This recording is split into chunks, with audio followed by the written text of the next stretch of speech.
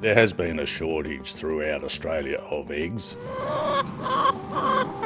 As quick as they lay, we're in the gardens and on the shelves. We have noticed an increase in demand. It's a supermarket staple, but in some stores, it's slim pickings on the shelves.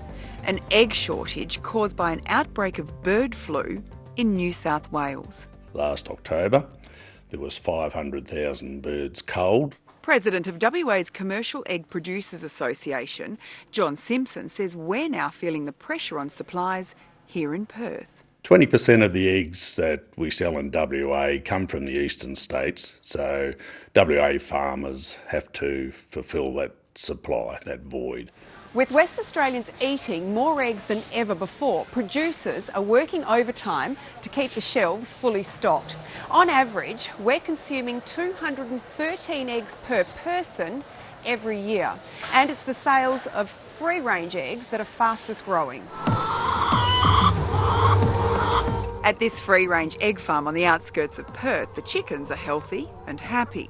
But the outbreak interstate has made farmers nervous. Makes us very wary. Third-generation egg farmer Ian Wilson says while there's increased demand for free-range, there's also increased risks. You're subject to diseases from migratory birds and such forth.